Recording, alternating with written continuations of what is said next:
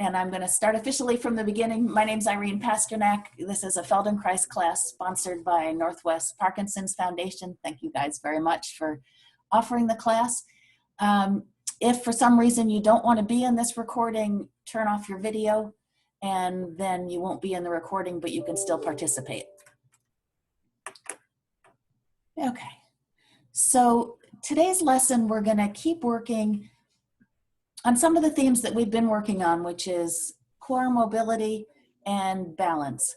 And I want to start by reviewing what we did on the first Tuesday a little bit. And so this will be new to some of you who weren't here then, and a review for others. But go ahead and turn and look over one shoulder.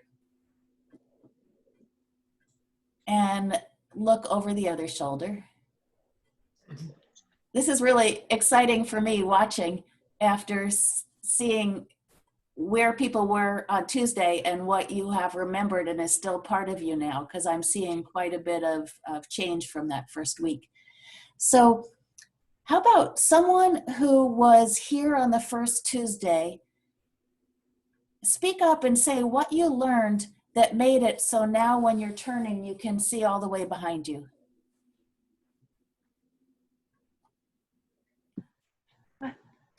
I thought it was just so helpful to learn how to curve your spine and to turn your whole rib cage instead of just your head.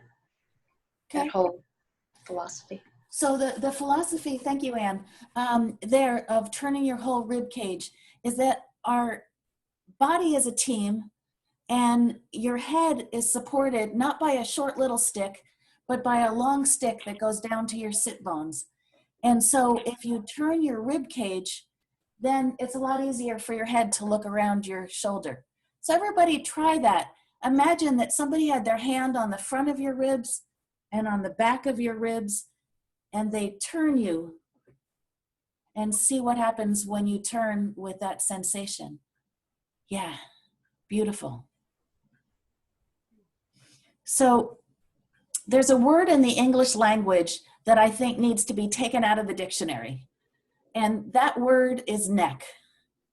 That if you think about the neck as this independent thing, you get yourself in trouble and you get neck pain and back pain. If you think of yourself as a head with a long stick and you turn that long stick, go ahead and try turning the long stick, thinking there are 24 vertebrae and each one of them can turn a little bit.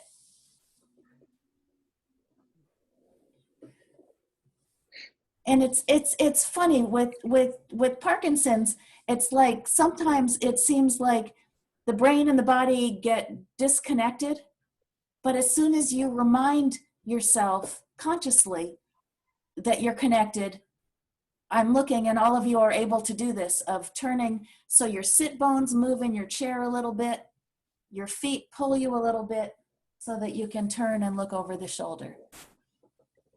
Okay. So there's one variation that I want to do again, which is to put both hands on one leg. So everybody put both your hands on one of your legs and pull your belly in and look down. So your whole pelvis rolls back a little bit. Good, and your weight will shift to the other leg. And then tip forward, push your belly forward and arch up over your leg. So if your nose were to drip, it would drip on your leg.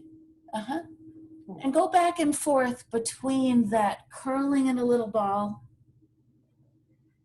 and that arching over the leg. Yeah.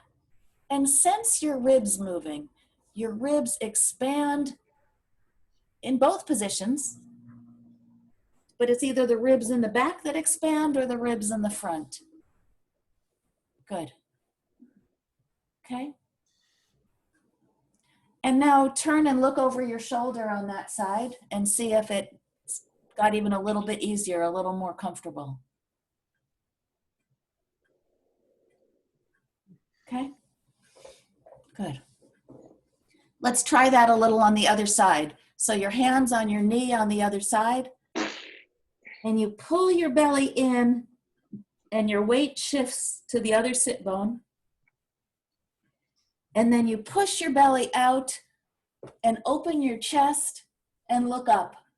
It's like you're the prow of a lopsided ship, right? You're the figurine on the front. And you go up and then you go back and forth down. In yoga, they call this the cat and the cow. We're just doing it at a little angle. Good. And come back to the front and turn to this other side and see what it's like to go there. Okay. Good, good, good. Now, when you turn to the side, pick either side and turn to the side and see which shoulder comes forward and which goes back. Irene, we got a question that was, is it bad to move herniated discs? So if you're distributing motion in your whole body, then turning like this is safe with herniated discs. If instead you try and turn just from that one spot, it can put too much pressure on and be uncomfortable.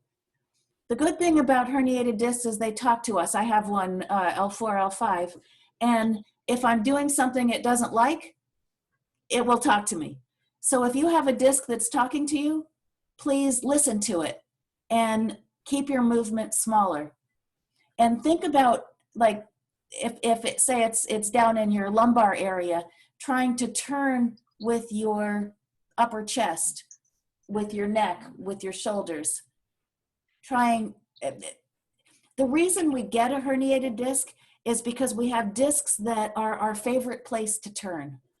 And we overuse them and we put pressure on them in funny ways. And if you can spread that work out, then the herniated discs stop being pressed and then they stop hurting. So, but the most important thing, and thank you so much for reminding me about that, is that if I ask you to do anything and it doesn't feel good, stop and ask for help. Do it smaller or do it in your imagination even. You can imagine your discs moving. You'll get as much out of this lesson by imagining as you will from doing. Okay. So with your shoulders when they're turning, are you thinking about one shoulder going forward or are you thinking about the one going backward? Do a little experiment. Does it work better if you think of a shoulder going backward or if you think of a shoulder going forward?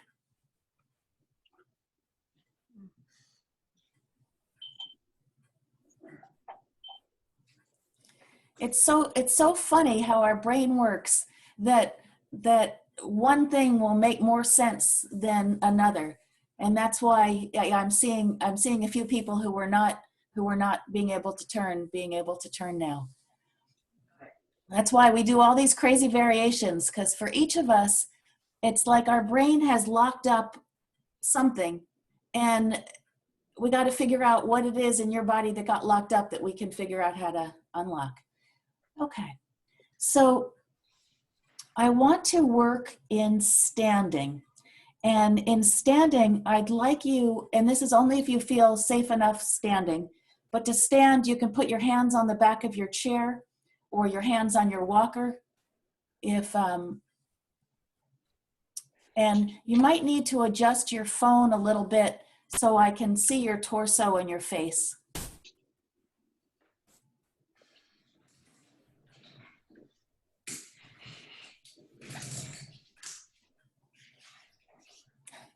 And Scott with this beautiful arboretum picture, it's funny, like little pieces of him show up and then he disappears, and it's like he's a ghost.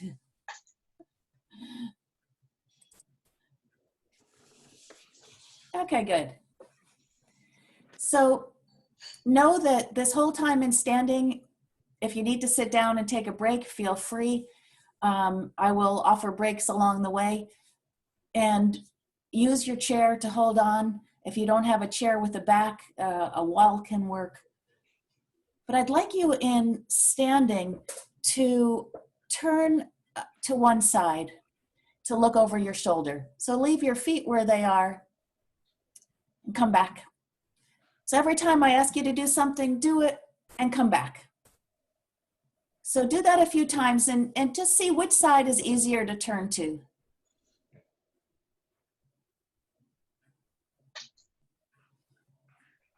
And we're going to work with your easier side first. And so on the easier side, notice when you turn that way, which knee wants to bend?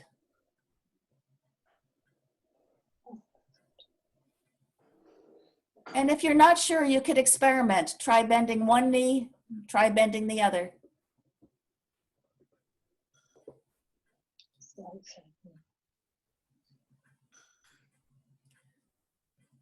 For most people, it's usually the knee on the side you're turning toward. I mean, wait a minute. On the side you're turning away from. Yeah. Okay, and when you turn and your knee bends, does your heel want to lift up off the floor?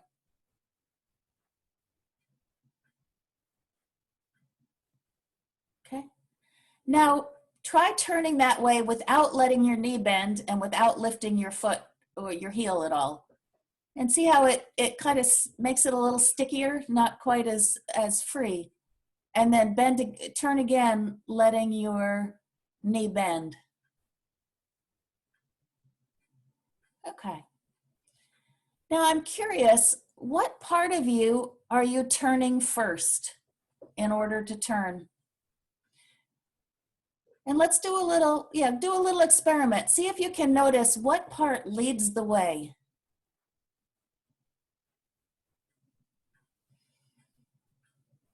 And let's do some experimenting together as a group. Try turning and let your hips move first. So your hips move, and then that turns your spine, so your shoulders and your head move. And after your hips move, your knee bends. Just go to your easy side for now. Don't switch back and forth, please. Okay. And now try turning with your shoulders moving first. So your shoulders turn, and then your spine turns, and that pulls your pelvis around.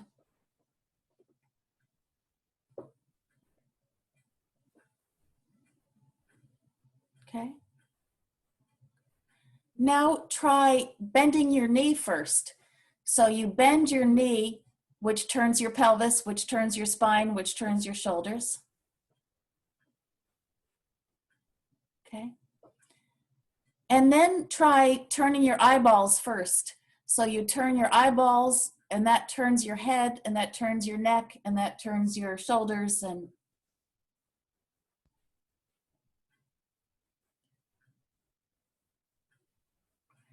now, if there was a loud noise behind you and you wanted to see that really quickly, which of those would you use to turn?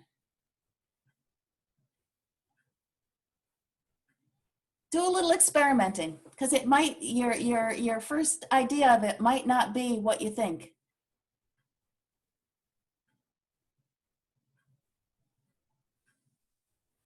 And again, just go one way rather than both for now.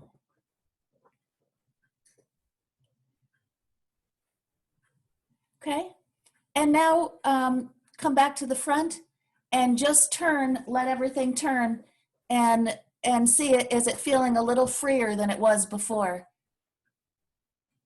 We've just woken your brain up to that there's a lot of you that's necessary for turning. Good, good, good, good. Now, when you're turning and standing like this, which foot do you have more weight on? The side you're turning toward or the other side? Okay. And yeah, you can just answer these questions for yourself, because it's your own sensation that matters. And okay, now with your hand, I want you to make a thumb. You can let your arm hang down, but turn it as if it was hitchhiking. So in the direction you're turning, let the arm be long by your side and turn the thumb like you're hitchhiking. And try leading with the thumb. So turn the thumb and that turns your shoulder, and that turns your chest and your hips and your head.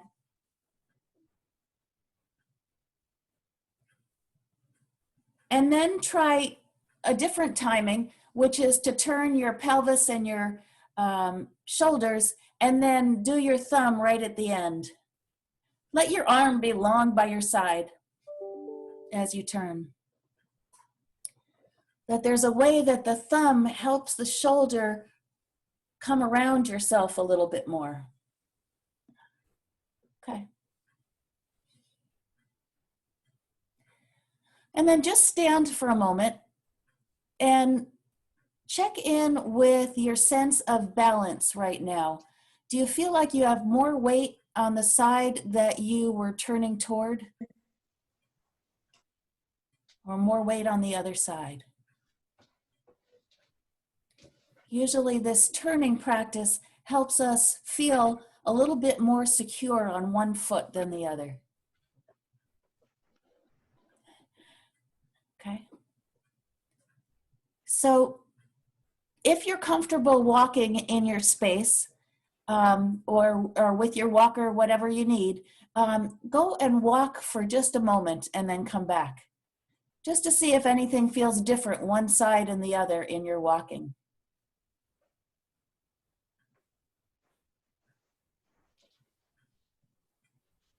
And see if you find yourself kind of wanting to, we're all in such tiny spaces right now, when you have to turn, do you turn the way you were just turning? And you could try turning the other way and see what that's like. One way it probably feels easier. And then come and have a seat for a minute.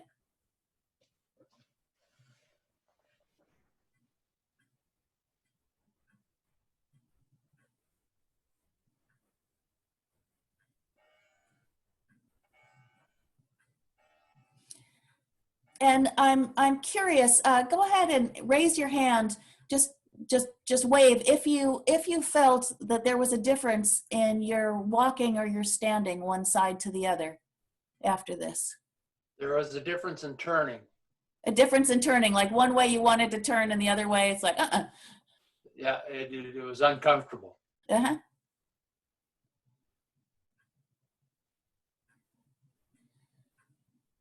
Okay. So now let's stand up again, now that you've had a little break. We don't take long breaks in Feldenkrais. It's just enough time for your brain to kind of refresh itself a little bit. And do some experimenting with turning in the other direction. So you could play with where you initiate the turn from.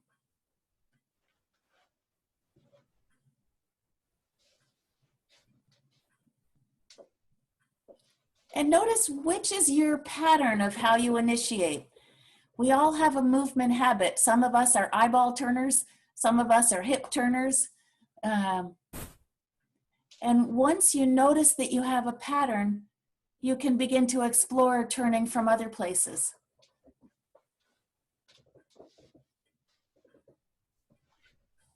And imagine for a moment your spine as this, that your body's like a top. And you know how with a top you turn the little knob in the middle and then the whole big top goes around in a circle? So that somebody is turning your spine, which means the front of your spine goes one way and the back of your spine goes the other way as you turn to this side. Notice whether you're letting your knee bend, your heel lift a little.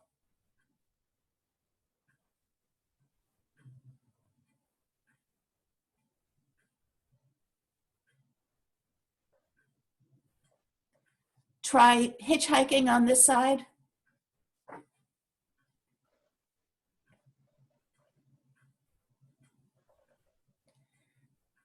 So I see a few people sitting, and if you're sitting, when the very first thing when you're turning is to move your sit bones. George, you go ahead and stay seated, because this is important. When you're sitting, you want to turn let one sit bone slide backward in your chair, and that will free your spine to be able to move without pain. If you try to turn without the sit bone moving, that's when you're going to get the back pain. But if the sit bone's moving, and in standing, it's the sense of your pelvis rotating, go ahead and everybody who's standing, lock your pelvis in place. Don't let it move. And try turning to look around yourself. And see how you can't get very far. But if you let your pelvis come with you, now let your pelvis come with you, see how much freer it is. In some ways, I think that the whole underneath of everything in Feldenkrais is that our bottoms are alive, and we have to let them move, and we have to start movement from our bottoms, because when the bottom moves, the whole rest of the body comes along. Okay. Go ahead and turn to the second side again and stay turned. And while you're turned, take your eyeballs and look left and right.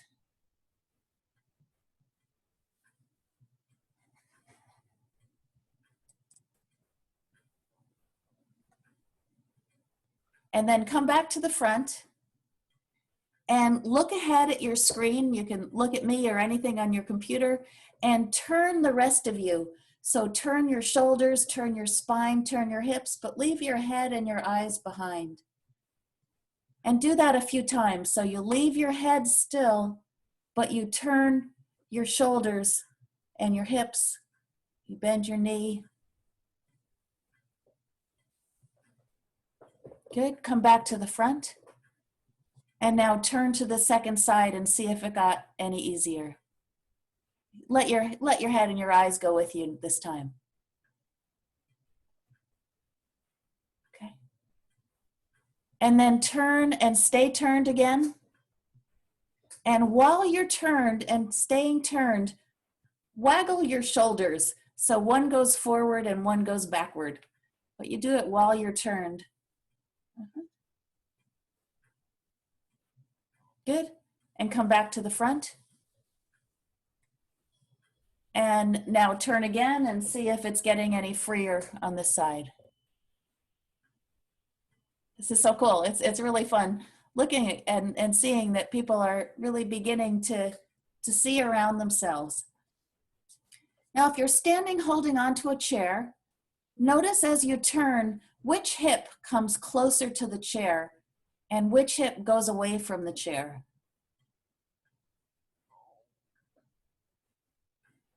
And just like we did in sitting with the shoulders, I want you to try, as you're holding on there, to think about the hip that goes backward and taking that hip backward and the other one forward at the same time.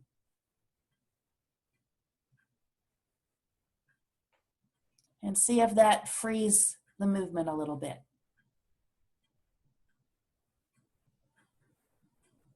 Okay, good. And one more thing to try on this side, which is, let me go back to the other screen for a sec. You've got your 2 feet on the floor. And one of the things feet can do is they can tip a little bit. Like you can shift your weight a little this way and that way on your feet. And as you're doing it, think about the middle of you bending a little bit. So you don't want to be a stick as you do that, because that gets a little scary and you might fall over sideways.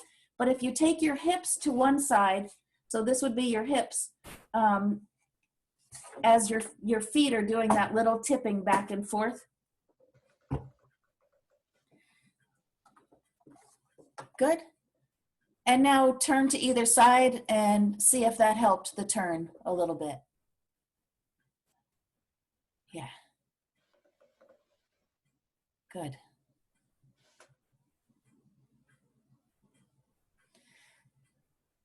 So we're going to end with something that is a really key part. Actually, no. I have to stop myself because I want to jam everything into one class and then it goes too long and our brains get full. Go for a little walk now after playing with the second side and feel what walking feels like. In particular, notice if anything has changed in the length of your stride or in the ability of your arms to swing as you're walking.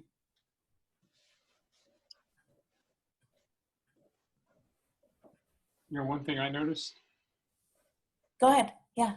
when you're turning by your chair, your feet are straight and together. You're turning, you're not moving your feet. But when you walk and you make a turn, your feet are always apart. You never turn when you're walking like this. You always have one foot in front of the other. Yeah. Yep.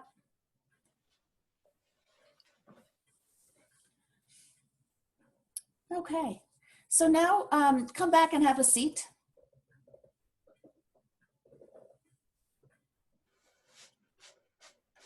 And I'd love to hear from a few people to talk about what feels different in you after this lesson today.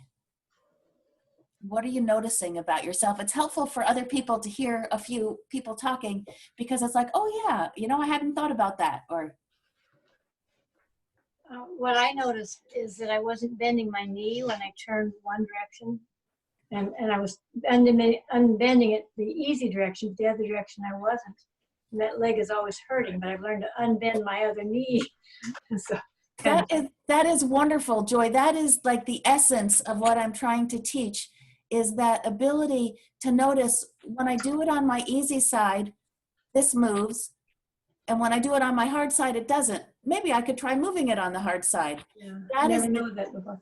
Yeah, that's the generalizable principle of this whole Feldenkrais method, because we always have one side that's easier than the other side. So we can always learn a little bit of improvement from ourselves, even when you're not in class and even not when you're not with a teacher, because your own body can be your teacher once you start to pay attention to how is the whole team participating in this effort.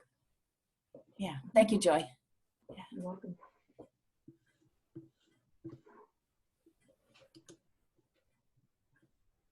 I think Sharon has a question. I was going to say that I'm a whole lot more fluid and can turn a whole lot further when I realized I need to lead with my hips. Mm-hmm. It's often the case that as you lower where you lead from, if you're sitting on something, you're definitely starting from the hips. If you're standing from the hips or from the feet, the lower the movement comes from, the more fluid and efficient it's going to be. Well, with women, we're moving our center of gravity. Yeah. When you start with your eyeballs, our eyeballs have little tiny muscles that move them. And we have this big mass underneath. And when you're trying to move big mass from little eyeball muscles, you're going to end up with eye strain and a sore neck. But when you move from your middle, that's where the big muscles are. So you feel more fluid when you do that. But our lives, we spend a lot of time on the screen, especially right now, right? Sharon, you're on Zoom all day. We get used to being eyeball focused instead of butt focused. So that's the shift. Thank you, Sharon. Anybody else like to comment?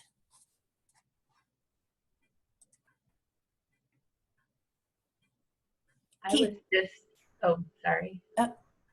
I was just amazed at how all my pieces of my body work together to do the turn. And it just surprised me how much I could turn. Yeah. Yeah, we think that, well, okay, I'm getting old, I have to be stiff, or I have Parkinson's, I have to be stiff. But when you use your whole body, much more is possible than, and even before you had Parkinson's, you had movement habits that probably got in your way, because we all do. But the good thing about this Feldenkrais approach to learning is that you can, by learning how to move as a team, you can begin to move better, perhaps even than you did before. And yeah, thank you, Deborah. And then Keith? Yes, it's really improved my walk. My gait has been terrible lately, and this is really helping. Thank you. Good. Can you say, is there something in particular in your gait? What feels different about it? Well, my feet are going down naturally instead of me having to force the heel down first as I'm walking. Okay, so it's feeling like a little bit more fluid as you're landing and coming up. Right, yes. Okay. I have to pay attention to my arm movements when I walk. When I take a step with my right leg, I should be moving my left arm. And I get all mixed up and I start moving the... Yeah, Ron, that's a great point. And it's the movement part of our brain handles things a little faster than the conscious part of our brain. And so when we're trying to swing the arms consciously, I know when I try to do it too, I get all bollocksed up. I get confused. I'd like to offer you a tip that I find easy when you're trying to do that, which, and if anybody wants to try this, go ahead and stand up for a moment.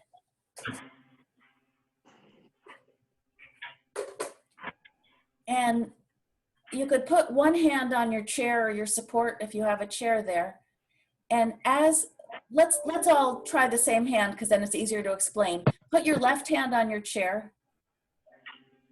And then as you lift your left leg, tap your knee. And if lifting it high enough to tap is hard, you could just point to your knee. So I can't think right and left fast enough when I'm walking, but I can think about point to my other knee as I'm walking. So as one leg comes forward, the other hand points to it. And see if that helps, because when we point, your whole shoulder comes forward to point. And we'll play with this more and more lessons, but our arms don't swing from here, from the shoulder itself. They swing from the sternum, because the only place your arm is connected to the rest of you is right here at your sternum.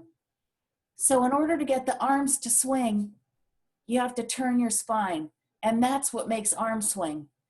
It's not everybody try, hold your chest really rigid and swing your arms. That's not what we're after in walking. We want to be turning from here. Yeah, there you go. And see, as you're turning like that, Ron, point to your opposite foot. So whichever shoulder comes forward, point to the opposite foot. It's interesting, and watching you, Ron, it's easy for one shoulder to come forward, but the other one doesn't want to as much. You have to talk to the other one a little bit. There you go. You just found something. See, and feel how your weight shifts from foot to foot as your shoulder goes forward and forward. That's what lets us transfer our weight from foot to foot. But you have to be really careful to not lean over as you're pointing to your knees. Yes, thank you, Laura. That's a good point.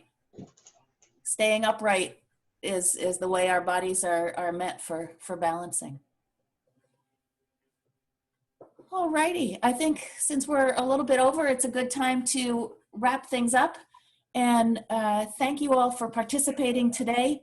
We're going to continue to work with balance and core movements for at least the next couple sessions. But I think next time we're going to focus on the shoulder part of it, because then we can address arm. But also, like, you're saying it's not about readability and clarity immediately. Okay, let me just find who's talking. Who's talking? Oh, well, sorry, I thought I heard somebody trying to talk and then I was talking over you. Okay. Anyhow, next time we'll work on the shoulder part of mobility, because then I think we can address some of the arm and pinching challenges as well as continuing to walk on walking balance. So thank you for participating, and I'm looking forward to hanging out with you again next Tuesday. Thank you so much. Thank you. Thank You're you. welcome. Thank you. Bye. For the two individuals with the name Carol and iPhone, your picture's blacked out, but if I could just get your first and last name, Carol, just your last name, and then iPhone, first and last name, that would be great.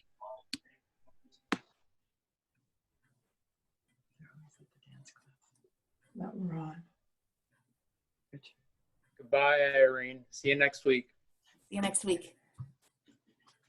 Is there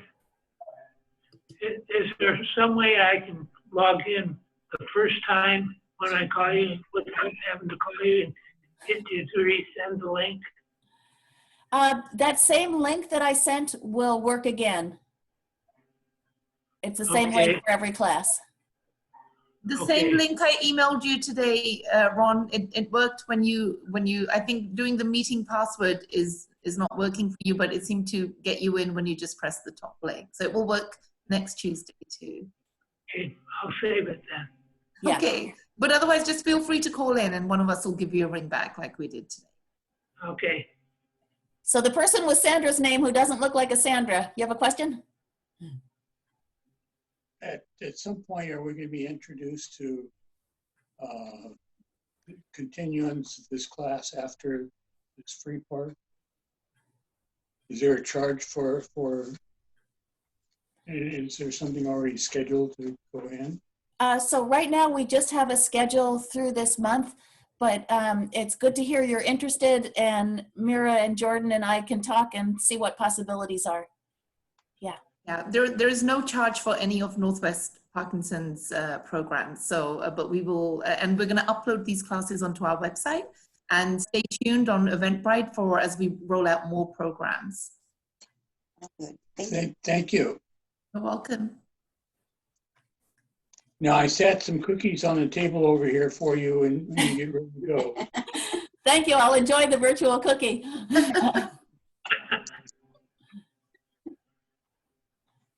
Signing off. So bye, Ron. You can usually there's a leave meeting button that you can use. I'm going to stay on for a minute because I'd love to chat with Mira and Jordan for just a moment after folks leave. But if you have any last questions or anything, feel free to ask on your way out. Hi. Do I have to register? Bye, Carol and Jackie. I always see Jackie in the corner. Do I have to register each time, or can I just come to this site? I fill out my name 4 times each time I log on and pick a ticket each session, or can I get on easier? I'll let Jordan answer that. I believe Jordan, he's asking, does he does have to register each time? He's saying he just has to put in his name and all that information. I think the first class had maybe given the series, right? But now they are individual classes. So yes, you have to go and register for each class that you wish to attend. Got it. And that's just Dirk, so we can keep a head count of Turn that off. Or people are using each program. They're calling me from Harris Teeter. Can you turn it off? Yes. Okay, go ahead, go. Sorry. You're a dear, whoever you are. Bye, Joy. What time will the next session begin? What time of day? 10:30 a.m. on Tuesdays and Thursdays. Appreciate that. Thank you. Yeah, Pacific time. Yes. Bye, Jeanette. Were you able to see any of this? I can't. Nicely. Thank Say it again. you. It worked. Yay. Yay. Yay. Jeanette taught me some things about how our Android phones work. We were a good troubleshooting pair because she knew some things and I knew some things. She logged on early enough. That was smart to come to class early. We started working on it yesterday afternoon. Can I go back and see the videos of the first classes that I've missed? Yeah, we'll be putting them on our website. I believe there's already one on there, but we'll be uploading these weekly. Oh, good, good. For the whole series. I'm yeah. sorry I missed those.